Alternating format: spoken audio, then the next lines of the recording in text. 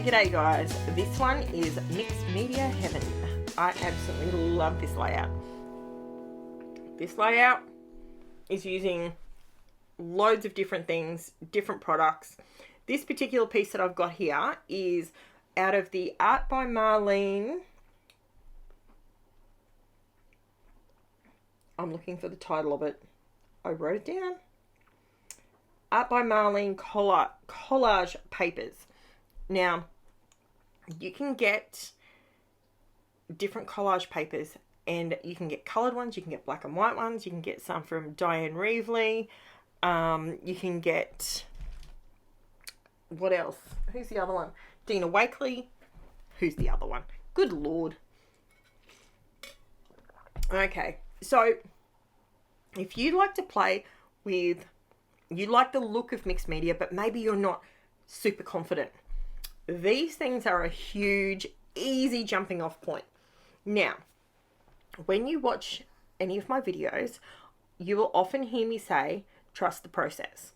There is a good reason why us creative people coined the terminology, trust the process. I want you to take time, especially if you get to the point where you go, oh, this is not for me. Stop.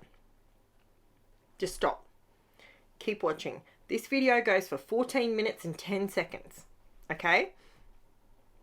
If you are someone that likes mixed media looking pages, but you're not sure if it's really for you, watch this space. Excuse me. I'm really sorry. I'm hoping next week's videos will not contain coughing. I'm nearly better, I promise. I really am nearly better. It's because I've just done 7 voiceovers in a row. Now, you can see what I've done here. I have glued down the collage paper. I've just chosen a couple of colours that I think will work. Then I've pulled out some stencils, and I've pulled out a bit of black, just plain matte black acrylic paint, and I've just smushed that down, thicker in places, thinner in places, just to give bit of variance to what's going on. Now I'm using my stencils. These stencils I actually bought from Crafts Online, and they're Poppy Craft stencils, and they are unfortunately sold out. So I don't know, this is set number 48 or 43. 48. I will put it in the description whether it's 43 or 48. I think it's 43. 43. There you go. I got it right. 43. So I'm just writing that in my book so I don't forget. Now, then I'm coming in with, so I've used my makeup blending tool. I've gone over the top of both the black as well as the colored collage papers. What you're trying to achieve is you don't want a solid line where something stops and something starts.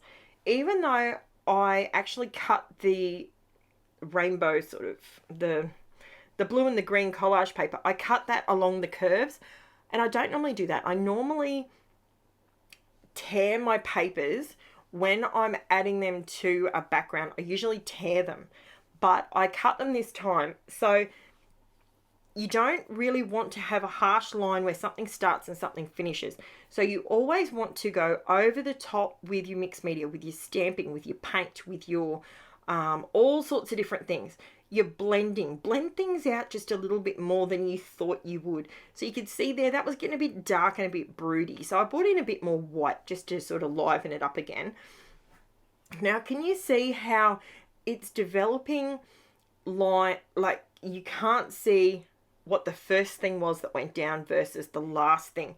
It continues to evolve, but can you see how I'm starting to build up those layers? Now, this is something that I've been asked before. How do I get layers like that?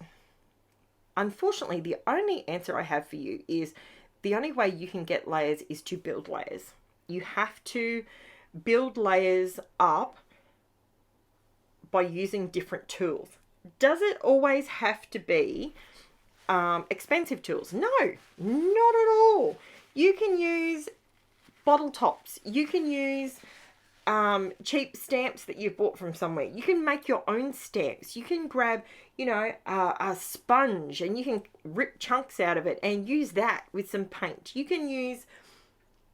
Now, always remember this, that the reason I'm using acrylic paint on the bottom layer is because when acrylic paint dries, it's no longer water soluble. It's permanent, right?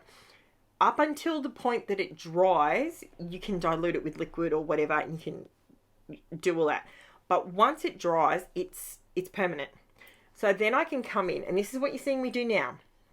I'm using different stamps from different collections. This one here I grabbed from Temu. I know, don't come at me. I have not found this one. If anyone knows that this is a rip-off, someone tell me and put it in the comments below. If this is a rip-off of somebody, I need to know. It's these circles, just different variegated circles. And if it is, I will replace it with the correct one. And this is literally like the last thing that I've bought from there. I actually bought them at the same time. If you know, you know, guys. If you know, you know. Now, what I've done is, so I've gone in and I've used the Distress Oxides. I've used, what did I use? I used Black Soot. I've used Uncharted Mariner. I've used Broken China, Twisted Citron, Peeled Paint, Faded Jeans. And then I'm coming in now with VersaFine Onyx Black ink. Now, that's a pigment ink, and it's, when it sets up, it's permanent. It's fantastic. But there's a trick to it. And yes, it's messy, but to lock it down, especially when you're doing things like lots of mixed media, buy yourself some cheap, clear embossing powder. That's what you can see me sprinkling all over the place. And yes, it was going absolutely everywhere. As you can see, I've literally got sand dust everywhere.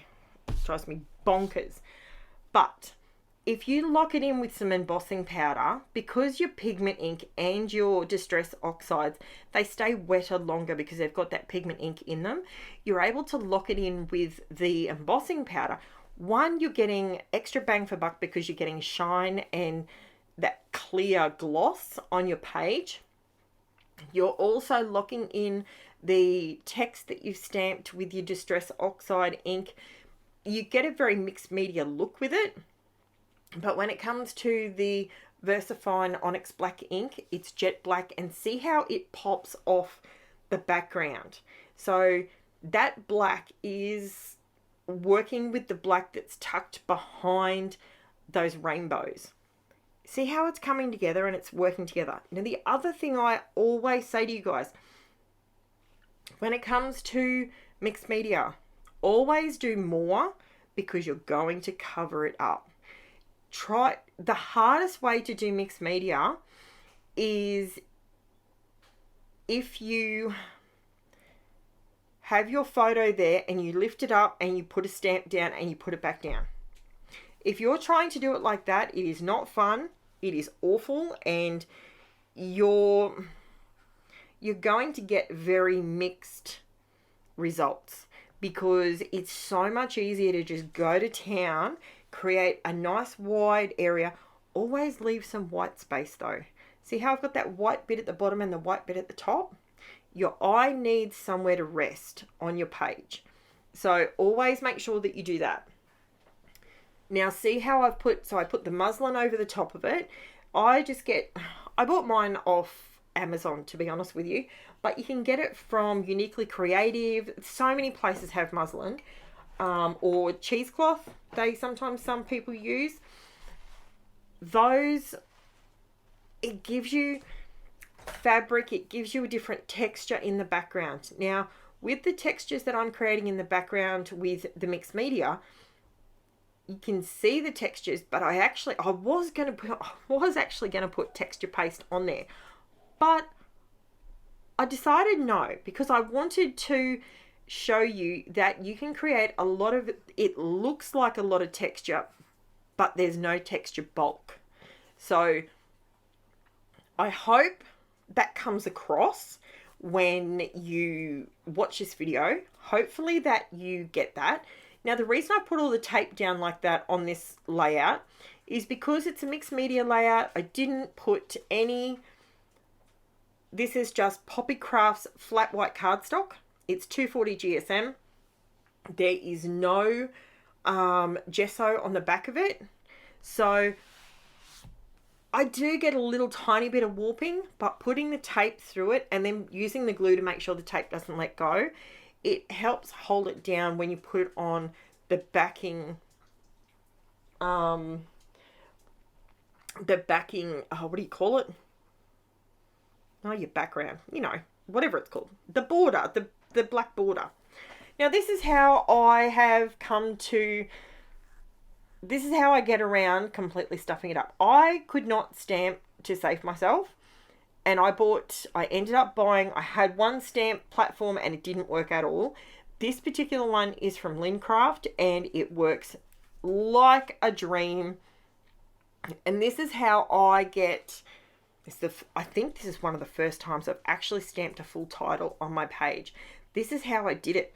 So, because my top plate on my stamping platform actually comes off completely, it magnetizes on there, I'm able to line it up, use a piece of scrap material, scrap cardstock, and stick it down, get it lined up, make sure it looks how I want it to, and then use the actual top piece as a stamping block, and it works perfectly. Now, I did go over it with the clear embossing powder, and that is purely to get that nice glossy shine and to lock it in. I wasn't too sure if it would want to sort of come off from being on top of the other embossing powder. And that is just about my layout done. I do come in with a Posca paint pen here. I used the colour... What's this colour? Let me see. It is called... I have no idea because it's written in Japanese. I have no idea. It's literally written in Japanese. It's like a teal colour. And just to go around it, just to give a little bit of depth to the letters, draw your attention into it. But I did end up having to do a couple of little dots and circles on there just so that colour blends in a little bit better. See, just around the edges. And then that's it, guys. So I hope you like this one. Stick around in half a shake. I'll give you the close-ups for it once I put a few little sprinkly bits on it, because we all love the sprinkly bits. I've tried this week to not use too many sprinkly bits, but I think I've still done a couple of layouts with them. So I love all the glimmer and shine and shimmer. I love it, love it, love it. So thank you so much for watching this week, guys. Thank you for tolerating my voice with all these voiceovers. Here's the close-ups for you. I'll have everything listed below, including the stamp sets that I used, the whole 9 yards. And don't forget to click on the description below if you would like to contribute to buy me a coffee. Alternatively, I also have my Facebook group and Instagram if you would like to follow along over there for instant access to me if you want me. So thank you so much, guys. I will be back tomorrow. Oh, next week, actually. This one's Saturday. So I'll be back next week with another video. Thanks for watching. Bye for now.